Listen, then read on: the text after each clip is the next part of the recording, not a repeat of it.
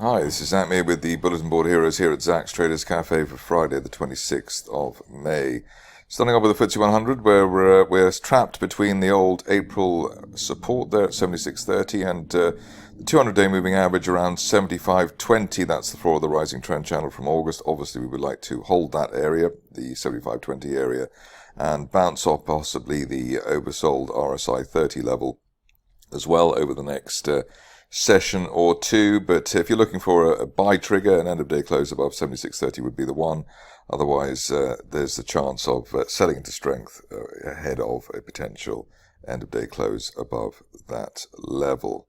Moving on to the DAX, which was outperforming the FTSE. I suppose it still is, given that it's still above the 50-day moving average there. That's there at 15,600. That's also the floor of that rising trend channel from September. Obviously, if the DAX was anywhere where the FTSE is in relative terms, it would be somewhere below 15,000. But we still have that bull trap island top there on the DAX daily chart above 16,000. Really want to see an end of day close back above 16,000 to resume the uptrend that we've had since October, and a potential 16,800 target by the end of the next month, which at the moment looks rather ambitious.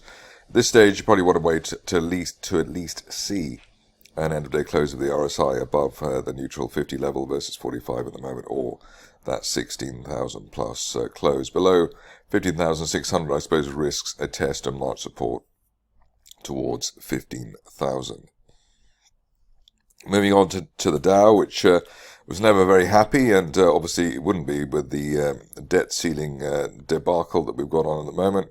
Here we're back at the 200-day moving average. In fact, we're below it, around 32,800. And the risk is now that we might see a test of the March support area towards 32,000, although obviously there is a chance that we have a bear trap or a bounce off the 200-day line, and that would be the preferable outcome.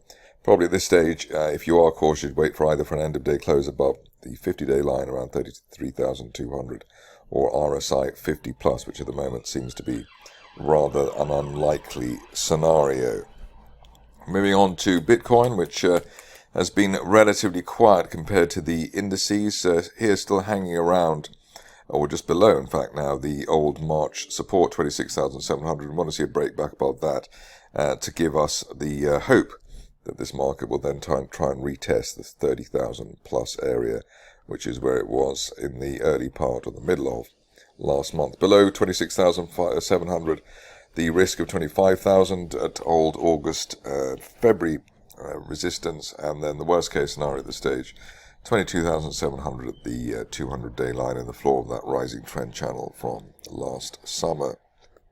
On to the stocks, and starting off with active energy. If I can get the right stock there. Here you can see that we've had good progress off the floor of that rising trend channel. We've had two strong up days after that unfilled gap to the upside through the 50 and 200-day moving averages. Still looking for 8 pence as soon as the end of next month, especially while we're above 5 pence and the 200-day moving average.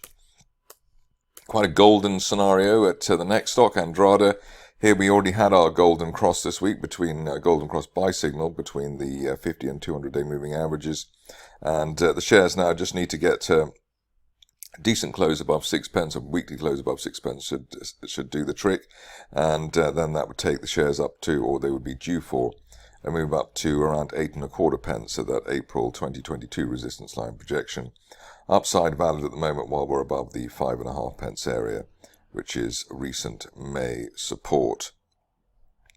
Stock which for some reason always makes me hungry when I look at it, BSF, and here we've had a nice bounce off the floor of that rising trend channel from May last year, and off the 200-day moving average at around 12.75 pence, which is very comforting. Also comforting is the way that we've broken a line of resistance, which I'll try and draw properly, from back in March. That was versus around the 15 pence level, so the longer we stay above 15 pence, the greater the chance of move to 24 pence as soon as the end of next month at the top of that rising channel.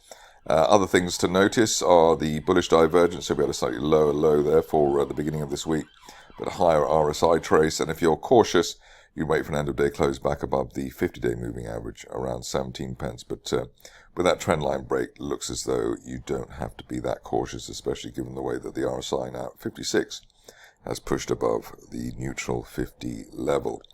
Always good to see this stock going up. The next one, Chill Brands, here sort of giving the bears a massive pie in the face, which is always welcome if you're a fan of growth companies. Here we had the unfilled gap to the upside earlier this month. We've got a nice little bull flag here, which looks like a mid-move consolidation. It's a mid-move even after the rises we've seen, and looking for an end-of-day close above the initial May resistance at 12.1 pence. If we can get that, we're looking, especially on a weekly close basis, we're looking for 20 pence as soon as the end of the end of next month, rather. Something that would obviously dismay the bears even more. A stock which I've been asked to look at, even though it's a bit of a falling knife situation, is Eneraqua Technologies, and here you can see that we've had dead cat bounce after the rather painful fall from £2.60 to as low as £1.52. Current situation is that we've got to work out whether this bounce will continue. Probably the easiest thing here is to look for an end of day close above yesterday's high, £1.80. If we get that, we could at least rebound back half the fall that we had earlier in the week, so maybe up to sort of 210, 220, even if the shares then fall back again. So that's maybe something to look at, but obviously not for widows and orphans, and probably already created a few widows and orphans on that decline that we've seen. A rather more steady ship comes in the form of Ironveld. In fact, a very encouraging looking chart pattern here. We've got that rising trend channel from last August. We've broken a trend line from the end of March, and we're now back above the 50-day moving average in RSI 50. That suggests that while we're above the floor of the channel at 0.33, we're looking at 0.5, perhaps as soon as the end of next month, because there's been enough of this consolidation and build-up over the last few months. It should be time for a bit of an acceleration there, so hopefully 0.5 by the end of next month. Moving along to Nuformix, a company I interviewed a few days ago, and a nice recovery story in the making, one would say. Here we've got the shares just nudging that 50-day moving average. That's around 0.28. We want to see 0.28 in the 50-day line broken for the first time since the end of March. If we can get that over the next week or two, especially with this RSI breakthrough neutral 50, we could be looking at up to 0.44 pence by the end of next month, or maybe going into early July. But it looks as though shares are relatively stable around the 0.25 area, which is basically the previous floor of the range before the April fall that we saw. Moving on to a stock where it's a guessing game to see whether we've actually hit the bottom after the rug was pulled so painfully over the course of the last couple of weeks. So far, it looks as though that uptrend line there from this time last year at around 0.55 is holding. So while there's no end of day close back below that, might be the opportunity for some brave souls to get into the stock on the basis that the 200-day line is rising, and we could get a rebound back towards resistance on the way down around 0.8. But at the moment, that's probably the best we can say. So above 0.55, looking for 0.8 on Premier African. Stock which is gingerly recovering as well at the moment is Phoenix Copper. Here we've got the shares back above their 50-day moving average for the first time in basically a couple of months. They gapped down back in March. Above the 50-day line at 24 pence. We're looking for the shares to hit the top of that falling trend channel from January as high as 37 pence by the end of next month. Obviously, there's funding news in the mix there, so it is a bit of a slight binary situation, but at least on the technicals, 50-day line is broken, and that is an encouraging sign, as is the break of RSI 50 as well, with 62 on the scale at the moment. On to something more techy, and that's quantum blockchain. Here we've got effectively a rising trend channel, which has been in place since last July. Multiple tests of the uptrend line in the RSI window as well, so that gives this price action a strong backbone, so to speak, above the 200-day moving average at 1.5 pence, or 1.6 pence rather. We're looking for the top of that channel as high as 2.5 pence by the end of next month. But as I said, the encouragement there, that multi-tested uptrend line, which is long-lived, started back in September. On to Rockfire, which has had decent news today, and a stock that we're really looking to looking for a recovery here, basically since the shares broke the 50-day moving average at the end of December. We had a rising trend channel, and we were looking for 0.25 or 0.26, and we've got that. And now that we've broken the 200-day moving average as well, that's a big trend change. We haven't been above the 200-day line since basically September 2021, so that's a pretty big change there. It gives the impression that above the 50 and 200-day moving averages there at 0.22, we're going for as high as 0.33 by the end of next month, and ideally we stay above even the 0.25 area in the meantime. You can see also the shares have closed that gap back at 0.25 from October. End of week close above 0.25 would be a gap close buy signal, and also backs the idea that 0.33 is on its way over the next few weeks.